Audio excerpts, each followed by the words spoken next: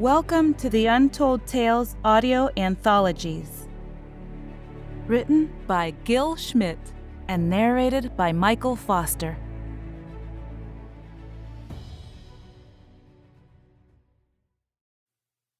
Whenver. Through the lifting fog, the lithe man jogged in a prancing step. Long, lanky muscles moved smoothly, and his wavy black hair streamed slightly behind him. His quick breaths plumed and faded as his elbows and knees cut through the chill air. The distortion, its ovoid shape flattened at the bottom by the dried grass and park cement, made its way across the expanse. Its wavy interior revealed little: a bench collapsing into nothingness, a flower blooming into death and rot, cement crumbling into dust. The wave engulfed the jogger and proceeded over the river, boiling water in its wake. Behind it remained a gasping, white-haired man on his hands and scraped knees, quivering arms covered with spots and wrinkles, and feeble lungs fighting the cold air for life. Dr. Larsen Kohlquist sat down for the third time in 10 minutes. Each time he ran the diagnostic, it came up with a different result, and he was beginning to breathe heavily. The time wave formations were not diagramming as he had anticipated, and the problem seemed to be a lack of juice. Number-crunching power, pure and simple. For just a second, he thought about hacking into MIT's math center, if only for a few minutes. Enough to get a repeat result, something he could work with instead of this variety. He punched in the sequence again, hit enter, and thought about hacking for a second. Another wave crossed the Potomac and engulfed a series of suburban homes. Metals turned liquid, causing flash fires and explosions when gas lines exploded violently. An office building flared into a pyre, plastics in its interior releasing toxic compounds so fast the occupants were literally impregnated with cyanide. The media picked up on the events by the time the fifth wave hit the countryside. However, they were reported as separate incidents at first. This didn't stop the more enterprising elements from calling in scientists of any type to discuss the happenings with all due seriousness, based on few facts and ponderous speculation. One solid fact emerged from the early chatter: they were time bubbles. And in that artless fashion the media makes such a fetish of, they were quickly dubbed tubbles. "Hello, Dr. Larsen Kohlquist, please." Speaking. "I am Marcus Dandridge, White House Chief of Staff. Please hold for the President." "Do I have a choice?" "I beg your pardon?" "Nothing. Put him on." Larsen held the phone gently, breathing with a slightly opened mouth. A series of clicks were followed by a slight thump, and then the voice of President Jeremy Forbes boomed through. "Larsen, how are you?" "Fine, Jeremy." The pause was long. A softer voice came back.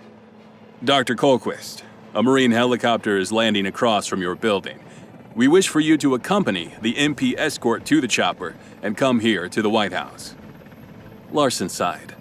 The whoop-whoop of heavy blades approached quickly and changed to a brief whine.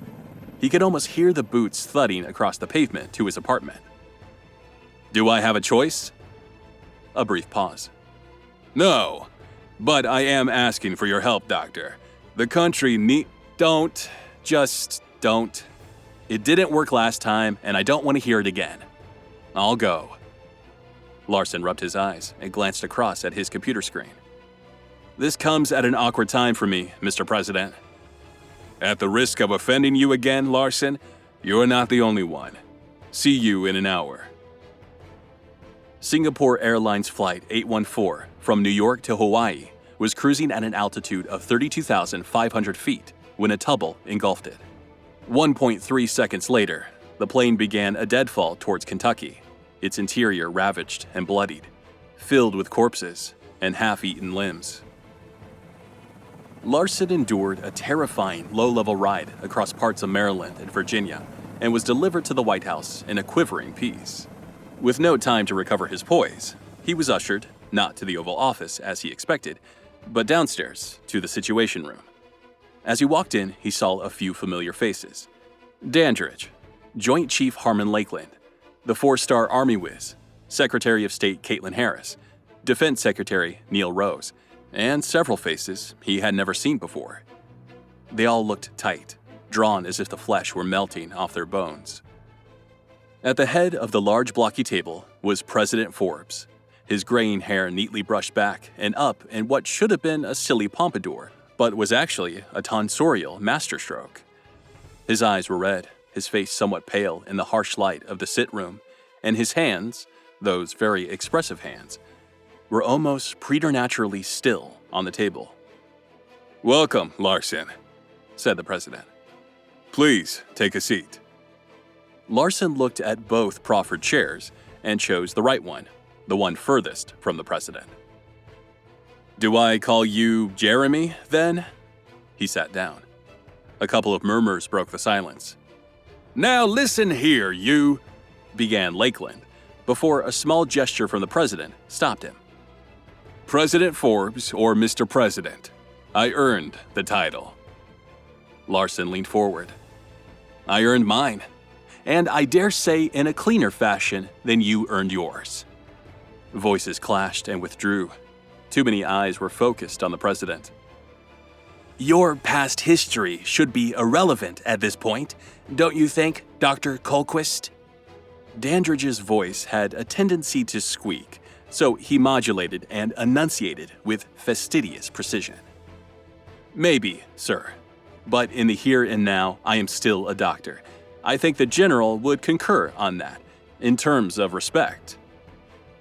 To Larson's surprise, General Lakeland smiled and winked. The president cleared his throat.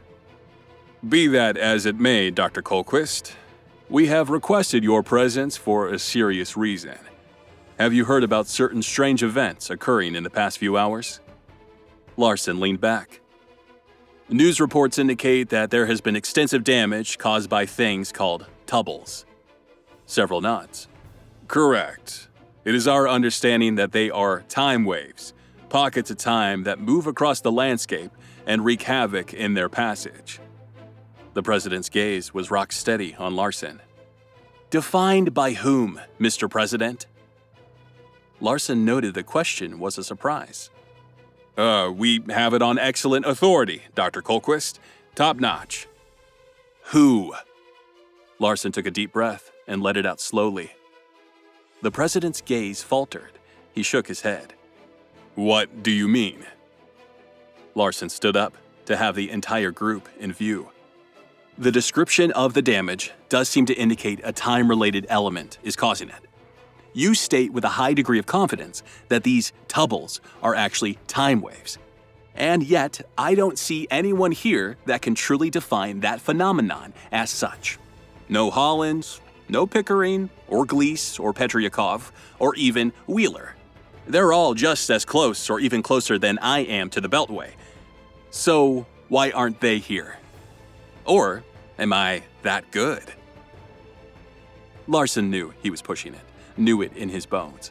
But he had had 18 months to figure out he didn't rate being here, not with these people. Slowly, all heads turned to the president. His hands twitched, stilled, and twitched again. "We are in a serious situation, Dr. Colquist. Will you accept my assurance that these so-called tubbles are indeed time-related?"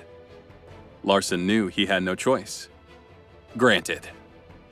It was as if the room deflated, only to stiffen at the sound of the familiar voice.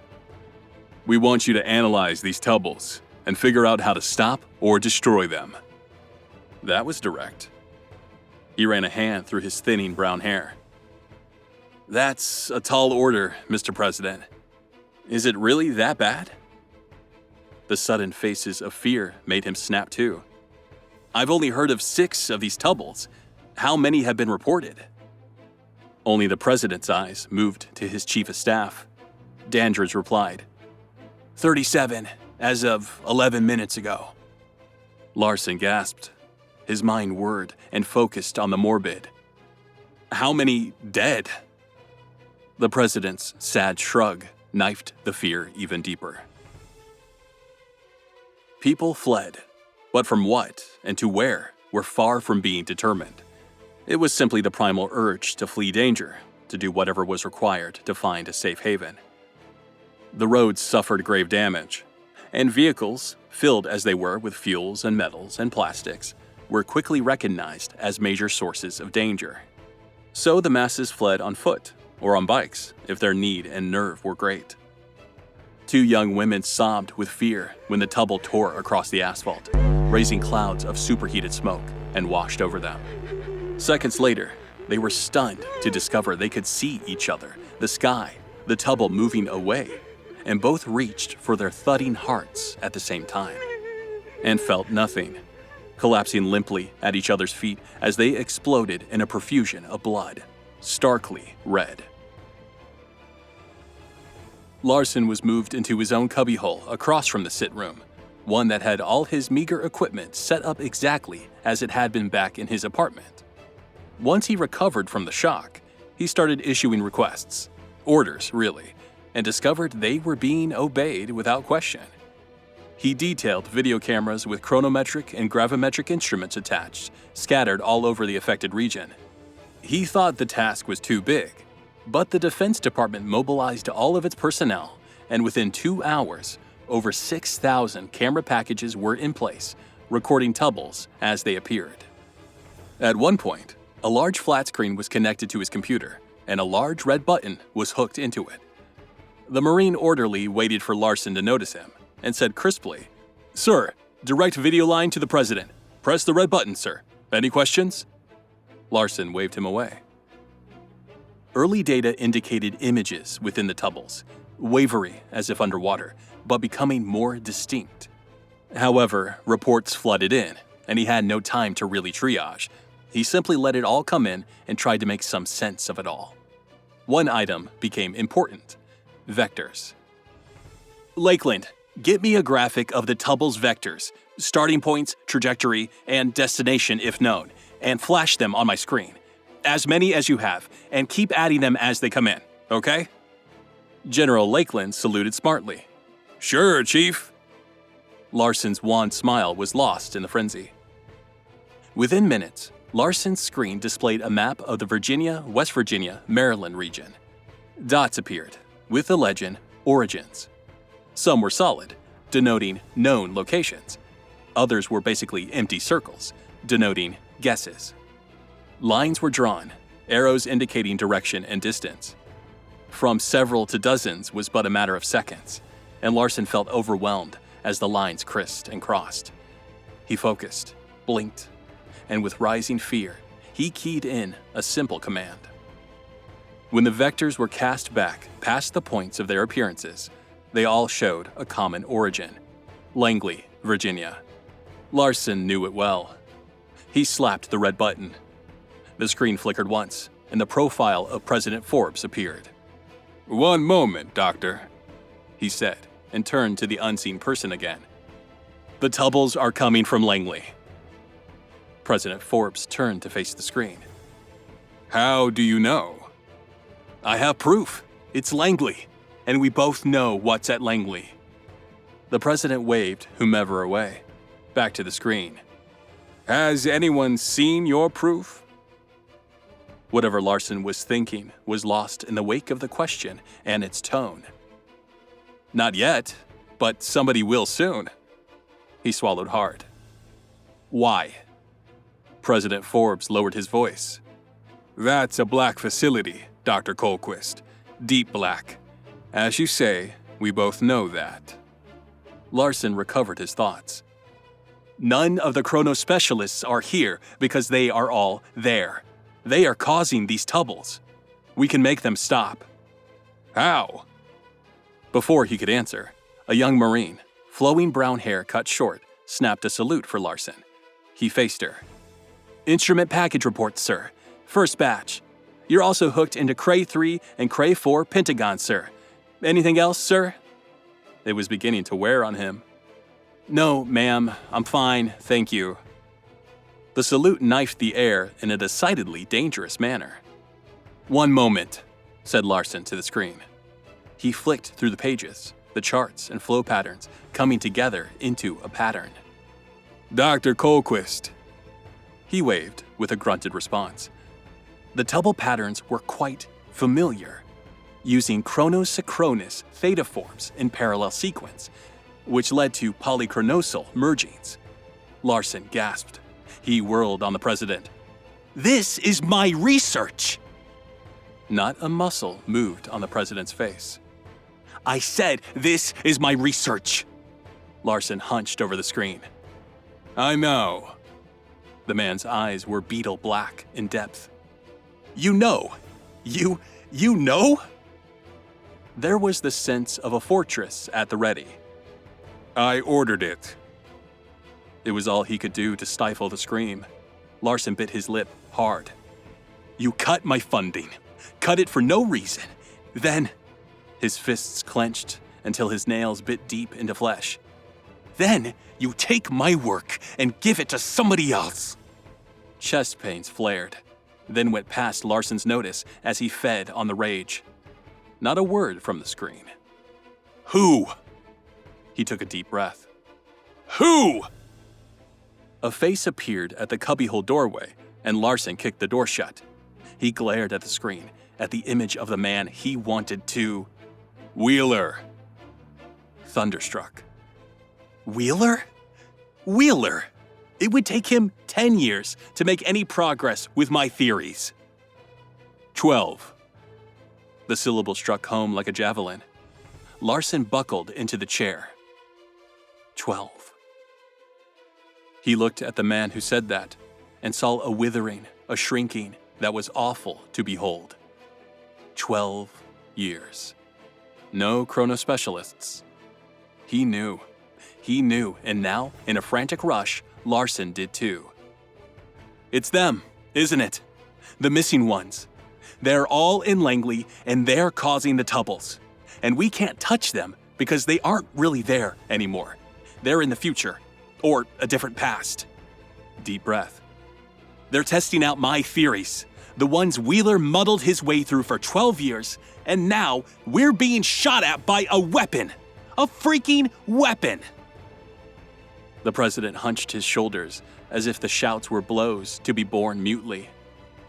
"It isn't a weapon yet." "Oh, of course it isn't!" Sarcasm dripped with insufficient weight. "What else would you call something that has destroyed parts of a dozen cities and killed almost 500,000 people?" Larson had no strength to shout.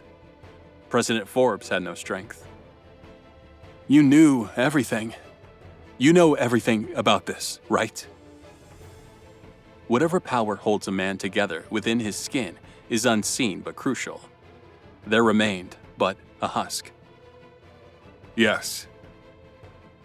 There were dozens of questions he could ask, maybe hundreds, but in the maelstrom, one lowly beacon stood out. "How'd you do it?" Even misplaced pride has its value. President Forbes' voice gained resonance as he explained. "We cut your funding because you wouldn't play ball with the Pentagon. Then the others wouldn't play ball because we were using your theories. So we threatened to cut their funding as well. That made them play ball. The estimate was 8 years, but it took 12, right in the middle of my third term. The first thing I did when I won was to fund them to the hilt." The voice ran down as if time had expired. A fish trying to speak, Larson couldn't straighten out his thoughts. He glanced at his computer display, where 16 more tubbles had appeared, slicing through Richmond, Baltimore, and Annapolis, and grimly just past the Washington Monument. Data from the instruments confirmed the earlier tendency. Larson glanced back to the vid screen and saw a hunchback, a man deeply immersed in his own despair. Before he could think about it, he heard himself say, "I think there's a way to stop them." His hand flashed out to slap the red button, breaking the communication before he saw the eyes of abject horror fill with hope. He picked up the vid screen and slammed it to the floor, blasting more anger with it. A Marine guard rushed in, and Larson yelled at him, "Get me another one, now!" The Marine sprinted away, forgetting to salute. Flicking through camera package inputs, Larson found the DC instruments and fixed on one down from the Potomac. It caught a tubble moving away from him, but clear enough to read.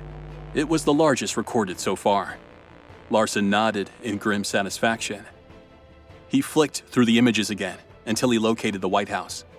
Glancing quickly around him, he cleaned up the image and was expecting a long wait when it happened. A huge tubble, crystal clear but still distorting things a bit, was bearing down on them. They're so close, but the last one ends it all. Rushing into the hallway, Larson was stopped by the guard. "The president called me over." The Marine remained immobile. Larson could hear the seconds ticking away. "Now!" It surprised him how calm it sounded. The Marine moved aside. Racing through the halls and up the stairs, Larson ticked the seconds off in his mind. He ran like no one would ever run again, racing time. Bursting through the nearest door, he saw into the tubble. A large room, peopled indistinctly, with some machinery and color-coded modules. Thousands of images flickered incessantly, signals from time. The tubble sped at him across the lawn. Taking a deep breath, Dr. Larson Colquist ran at the tubble and leaped headlong into Whenver.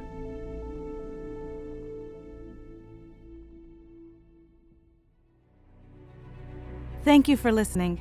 We hope you enjoyed that performance by Michael Foster. We are always striving to bring you the best stories and storytelling here at the Untold Tales podcast. Please share this podcast with your friends and family and anybody who might be a sci-fi buff. We know they'll love it. And if you'd like to support the show for about 1 cup of coffee a month, you can go to the link on the bottom of the show notes in every episode and find a Support This Podcast link. We value bringing original, high-quality stories to you every month, and we appreciate your support to keep this podcast ad-free. Thank you so much, and have a great day.